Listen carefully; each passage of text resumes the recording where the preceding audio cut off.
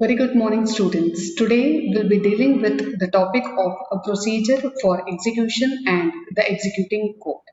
Now, let's begin with the topic. Students, when we talk about the execution, as we know, जब एक बार degree पास हो जाती है तो सिर्फ उतना ही सफिशिएंट नहीं होता है डिग्री को इम्प्लीमेंट करने के लिए, एनफोर्समेंट में लाने के लिए एग्जीक्यूशन फाइल करना होता है। तो नाउ क्वेश्चन अराइजेस कि कौन फाइल कर सकता है application for execution, right?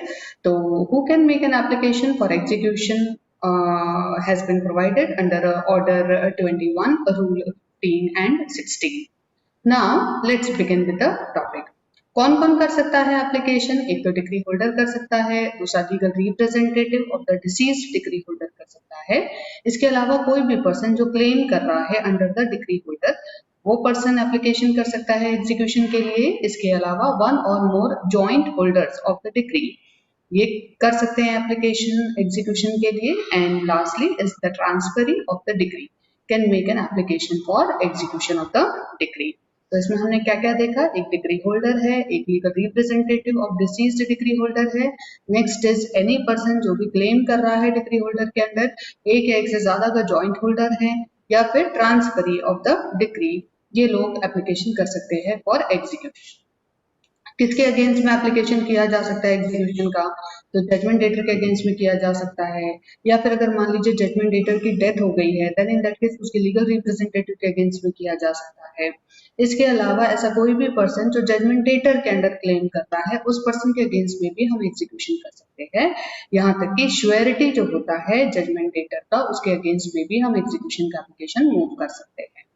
Now, to which code the application to be made? कौन से कोड के तहत हम एप्लीकेशन करेंगे या कौन से कोड में एप्लीकेशन करेंगे? तो सबसे पहली बात, जिस कोड ने डिग्री पास की है वो कोड में हम एग्जीक्यूशन का एप्लीकेशन कर सकते हैं। दूसरा, the case decree is transfer to another case. अगर इन केस अगर डिग्री जो है वो ट्रांसफर हो गई है या हमने ट्रांसफर कर दिया है कोर्ट ने किसी दूसरे कोर्ट में, then in that case application to be made to the transferee court. तो हम एग्जीक्यूशन का एप्लीकेशन कहाँ करेंगे? ट्रांसफरी कोर्ट में करेंगे।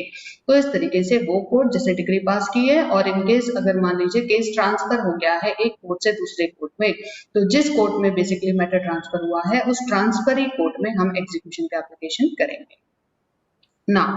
ये जो एग्जीक्यूशन का एप्लीकेशन है ये हम ओरली भी कर सकते हैं और राइटिंग में भी कर सकते हैं। दोनों में से किसी भी मोड में हम एप्लीकेशन कर सकते हैं। अब ओरल एप्लीकेशन अगर हम करते हैं तो क्या क्या चीजें बातें ध्यान में रखनी है? सबसे पहले ये हमको हमेशा डिग्री पास होने के समय में ही करना है, to be made at the time of passing of decree. दूसरा, हमेशा मनी डिग्री अगर है तो ही जाके हम ओरल एप्लीकेशन कर सकते हैं। और साथ ही साथ द कोर्ट में order immediate execution of the money decree by arrest of the judgment debtor provided he is within the territorial limit of the court. यानी कोर्ट जो है वो immediate execution of money decree का order दे सकता है। इसमें basically देखा जाए तो जजमेंट डेटर को अरेस्ट भी किया जा सकता है प्रोवाइडेड वो उसी कोर्ट के टेरिटोरियल लिमिट्स में रहता हो। अब देखते हैं रिटर्न एप्लीकेशन कब किया जा सकता है। तो इनकेस अगर डिग्री जो है वो अदर देन मनी डिग्री है, यानी मनी डिग्री को छोड़ के किसी भी अदर तरीके की अगर डिग्री है तो वहां पे एग्जीक्यूशन का एप्लीकेशन राइटिंग में किया जाना चाहिए। एप्लीकेशन जो है वो साइंड होना चाहिए और वेरीफाइड होना चाहिए एप्लीकेंट के द्वारा। नेक्स्ट इज ये एप्लीकेशन जो है वो किसी अदर पर्सन के द्वारा भी किया जा सकता है प्रोवाइडेड वो अदर पर्सन जो है वो ये बात प्रूव कर दे कि he is aware about the facts of the case, then in that case written application किसी अदर पर्सन के द्वारा भी किया जा सकता है। नेक्स्ट, अब ये जो एप्लीकेशन हम करेंगे एग्जीक्यूशन का, इसके कंटेंट्स क्या क्या होने चाहिए या एप्लीकेशन में क्या क्या बातें लिखी होनी चाहिए? सबसे पहले नंबर ऑफ सूट, सूट का नंबर क्या है, पार्टीज का नाम क्या है, डेट ऑफ डिग्री क्या है, साथ ही साथ क्या अपील प्रेफर की गई है इस डिग्री के अगेंस्ट में, नहीं की गई है तो नहीं, हाँ की गई है तो एक्चुअली वो सारी डिटेल्स मेंशन करनी है। Next is information regarding the payment और the adjustment made by the parties. अगर इस दौरान किसी भी तरीके का पेमेंट हुआ है या एडजस्टमेंट हुआ है देन इन दैट केस उसके बारे में भी बेसिकली देखा जाए तो इंफॉर्मेशन हमको एप्लीकेशन में लिखनी है। Then previous application made for execution of a decree with dates and result. इसके पहले क्या हमने कोई एप्लीकेशन किया है फॉर एग्जीक्यूशन ऑफ डिग्री? अगर किया है तो कौन सी तारीख में किया है और उसका क्या रिजल्ट आया है? इसके अलावा जो अमाउंट हमको इंटरेस्ट के साथ लेना है डिक्री के अंतर्गत, तो particulars of the amount with interest due upon a decree, उस चीज का हमको डिटेल इंफॉर्मेशन हमारे एप्लीकेशन में लिखनी है। इसके अलावा particulars of any cross degree अगर कोई है, भले ही फिर वो ये डिग्री से पहले पास हुई हो, ये डिग्री के बाद पास हुई हो, है ना, बट उसको एग्जीक्यूशन बाकी है, तो उस चीज का भी हमने बेसिकली इंफॉर्मेशन लिखना है। इसके अलावा अगर हमको कोई कॉस्ट कोर्ट ने अवार्ड किया है तो उसके बारे में डिटेल देनी है। The name of the person against whom the execution of degree is sought, कौन से पर्सन के अगेंस्ट में हम एग्जीक्यूशन कर रहे हैं और हमने क्या मोड एग्जीक्यूशन का चूज किया है, ये हमको मेंशन करना होगा हमारे एप्लीकेशन में for execution. So this all would be the content of the application. इसके अलावा इन केस अटैचमेंट अगर हम करना चाह रहे हैं मूवेबल प्रॉपर्टी का, हाँ, और वो मूवेबल प्रॉपर्टी मान लीजिए जजमेंट डेटर के पोजीशन में नहीं है, देन इन दैट केस जो डिक्री होल्डर है वो फर्निश करेगा an inventory of the property जिसको अटैच किया जाना है, जिसमें बेसिकली ये लिखा जाएगा कि प्रॉपर्टी का एक्यूरेट डिस्क्रिप्शन क्या है, रीजनेबल डिस्क्रिप्शन देना पड़ेगा, क्योंकि वैसे भी वो प्रॉपर्टी जजमेंट डेटर के पोजीशन में तो है नहीं, तो इसकी जानकारी डिक्री होल्डर को ही प्रॉपर्टी की इन्वेंटरी के रूप में देना होगा। The description of the property need to be attached, और basically property का other description क्या है जिसे हमें attach करना है। If land is needed to be attached, अगर मान लीजिए हम land को attach कर रहे हैं तो उसका registration number क्या है, office of collector कौन सा है, कौन से collector के jurisdiction में वो property situated है, फिर इसके अलावा जो extract हैं certified copy के extract हमको mention करने होंगे जो हमको register of office से मिले हैं।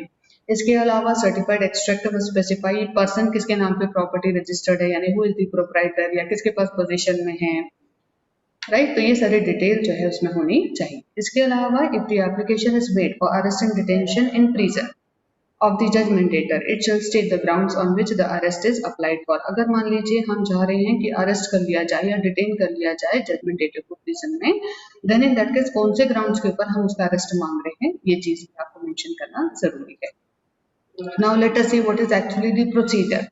प्रोसीजर क्या होगा जब हम एग्जीक्यूशन का एप्लीकेशन फाइल करेंगे, तो जब एग्जीक्यूशन का एप्लीकेशन मान लीजिए हमने कोर्ट में फाइल कर दिया, उसमें सारी चीजें हमने दे दी, ठीक है, अगर कुछ कमियां हैं तो कोर्ट हमको बताएगा, अकॉर्डिंगली वो हम रिमूव करेंगे वो कमियां, और वो कमियां रिमूव करने के लिए हमको नेसेसरी अमेंडमेंट्स जो करने पड़ेंगे वो हम करेंगे। अगर मान लीजिए वो रिमूव नहीं किया हमने टाइम पे, अगर कोर्ट ने जो हमको पर्टिकुलर टाइम पीरियड दिया है उसमें यदि वो हमने डिफेक्ट्स या लेकुनास या जो कमियां बोली है या डेफिशिएंसी जो बोली यदि हमने रिमूव नहीं की, then in that case court हमारा एप्लीकेशन जो है वो रिजेक्ट कर सकता है। अगर मान लीजिए अभी उसमें कोई कमियां नहीं है और कोर्ट ने हमारे एप्लीकेशन को एडमिट कर लिया, तो कोर्ट उसमें क्या करेगा, उसमें फिर एक प्रॉपर रजिस्टर नंबर डालेगा और नोट डालेगा ऑफ द एप्लीकेशन, डेट डालेगा कौन सी डेट में हमने उसमें एप्लीकेशन फाइल किया था। इस तरीके की एंट्री हो जाने के बाद में कोर्ट जो है वो ऑर्डर करेगा एग्जीक्यूशन ऑफ द डिग्री, और ये एग्जीक्यूशन का जो प्रोसेस है जो लॉ में दिया गया है, जो बेसिकली एप्लीकेशन में जिस प्रॉपर्टी का अटैचमेंट करना है या एग्जीक्यूशन जिस तरीके से करना है डिग्री का, उसके नेचर के हिसाब से कोर्ट जो है वो आगे बढ़ेगा। नेक्स्ट, अब notice of execution of degree in certain cases. Notice of execution of degree जो है वो कुछ केसेस में दिया जाता है, जैसे जनरली जो है अब हम एग्जीक्यूशन कर रहे हैं इस बात का, जो हमने एप्लीकेशन बेसिकली फाइल किया कोर्ट में, उसका नोटिस अपोजिट पार्टी को इन जनरल नहीं भेजा जाता है, लेकिन सर्टेन स्पेसिफिक केसेस में नोटिस भेजना पड़ेगा कोर्ट को। तो in general no notice is required to be given for execution, लेकिन सर्टेन केसेस में कोर्ट जो भी एग्जीक्यूट कर रहा है डिग्री वो इशू करेगा नोटिस टू द पर्सन जिस पर्सन के अगेंस्ट में हमको एग्जीक्यूशन करना है। इस तरीके का नोटिस जो है वो कंटेन करेगा शो कॉज कि क्यों डिग्री एग्जीक्यूट ना की जाए अगेंस्ट द डिग्री होल्डर। अब कौन कौन सी केसेस में नोटिस जो है वो रिक्वायर्ड होता है, तो हम कुछ केसेस देख लेते हैं जिसमें बेसिकली नोटिस देना जरूरी होता है, या 8 से 9 तरीके के केसेस हैं। Let's see one by one.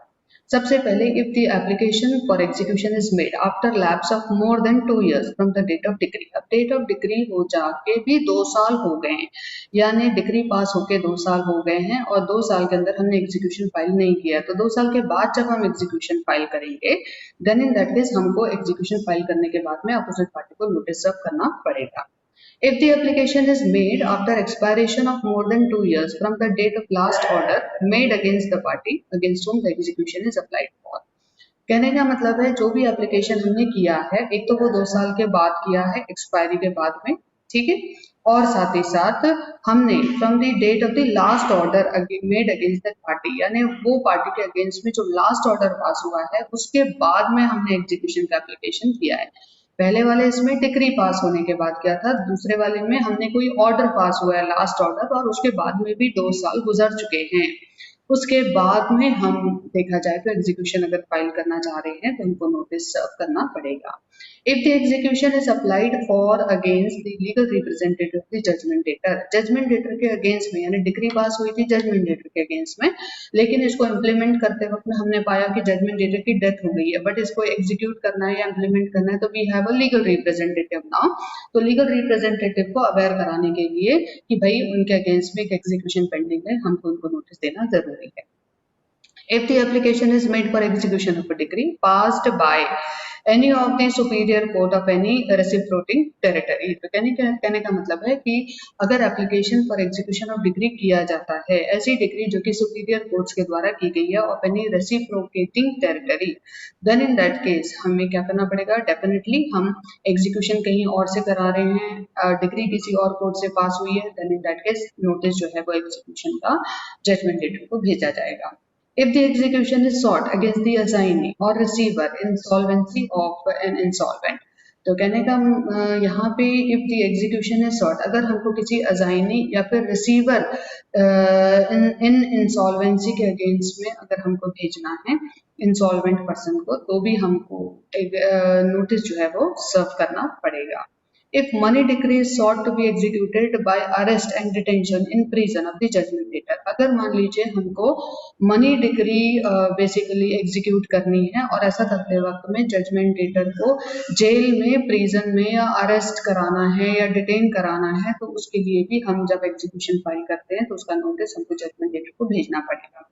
If the application is made against a security or a guarantor to render him personally liable or to sell his property, अगर मान लीजिए एप्लीकेशन किया गया है किसी सिक्योरिटी के अगेंस्ट में या फिर गारंटर के अगेंस्ट में और उसमें हम उसको पर्सनली लायबल ठहरा रहे हैं और सोचते हैं कि इसके एग्जीक्यूशन हम उस पर्टिकुलर पर्सन की प्रॉपर्टी को सेल आउट करके करेंगे, तो भी हमको उसको एप्लीकेशन के साथ साथ नोटिस सेंड करना जरूरी है।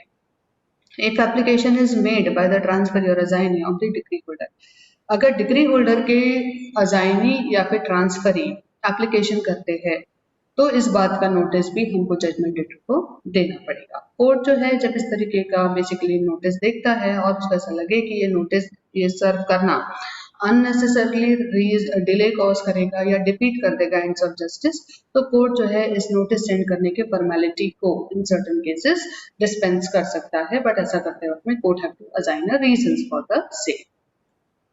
ना अब मान लीजिए कोर्ट ने बोला है कि नोटिस सेंड करना है, तो what would be the procedure, तो जो प्रोसीजर है वो ऐसा है, सबसे पहले हम नोटिस सर्व करेंगे, उसके ऊपर यदि अपोजिट पार्टी कोई ऑब्जेक्शन रेज करती है तो वो ऑब्जेक्शन की हियरिंग होगी, ऑब्जेक्शन सुनने के बाद में कोर्ट जो है वो कंसिडर करेगा और अकॉर्डिंगली अप्रोप्रिएट ऑर्डर पास करेगा। If the notice does not appear or does not show cause to the satisfaction of the court, अगर मान लीजिए नोटिस ही जो है वो कोर्ट में नहीं आता और अकॉर्डिंगली वो सेटिस्फैक्टरी रीजंस भी नहीं देता शो कॉज को, तो एग्जीक्यूशन जो है उसके अगेंस्ट में कोर्ट ऑर्डर कर देगा। Now hearing of the application for execution of a decree, अब कोर्ट जो है वो कैसे हेयरिंग करेगा, अब नोटिस पे एप्लीकेशन फाइल करती, नोटिस इशू हो गया, नोटिस अकॉर्डिंगली सर्व हो गया, अब कोर्ट जो है वो क्या करेगा, एक डेट फिक्स करेगा of the hearing. In case अगर एप्लीकेंट जो है वो एब्सेंट होता है तो कोर्ट जो है उसके अगेंस्ट में डिसमिसल इन डिफॉल्ट का ऑर्डर पास कर देगा। इन केस एप्लीकेंट जो है वो प्रेजेंट है लेकिन नोटिस ही एब्सेंट है, यानी जिसके अगेंस्ट में एग्जीक्यूट करना है यदि वही एब्सेंट है तो कोर्ट उसके अगेंस्ट में एक्स पार्टे ऑर्डर पास कर देगा या फिर अप्रोप्रिएट ऑर्डर पास कर देगा। In case application is dismissed in default और ex parte order is pass, in case अगर एप्लीकेशन डिसमिस इन डिफॉल्ट कर दिया था कोर्ट ने, एक्स पार्टी ऑर्डर पास कर दिया था, देन इन दैट केस एक एप्लीकेशन मूव किया जा सकता है for setting aside this particular order, और ये कब किया जा सकता है, जिस तारीख को बेसिकली डिसमिसल इन डिफॉल्ट का ऑर्डर पास हुआ है या जिस तारीख को एक्स पार्टी ऑर्डर पास हुआ है उस दिन से 30 डेज के अंदर अंदर हम application for setting aside the order कर सकते हैं। जब इस तरीके का एप्लीकेशन कोर्ट को मिलेगा तो अगेन कोर्ट क्या करेगा, अपोजिट पार्टी को नोटिस इश्यू करेगा, हियरिंग रखेगा। अगर कोर्ट को ऐसा लगे कि यस इस ऑर्डर को जो मैंने पास किया है उसको सेट असाइड कर दिया जाना चाहिए, तो कोर्ट जो है उस ऑर्डर को सेट असाइड कर देगा, विद कॉस्ट करेगा and shall appoint a future date for further hearing of the application, और अकॉर्डिंगली एक फ्यूचर डेट फिक्स करेगा या फर्दर डेट फिक्स करेगा जिसमें कि फिर वापस से इस ऑर्डर को पास होने से पहले जो हियरिंग का स्टेज चल रहा था उसमें एप्लीकेशन को हेयर किया जाएगा। Students, I hope यहाँ पे we have completed the entire execution of the degree and the procedure for execution. I hope you have understood the concept. Thank you very much for attending this session. Thank you.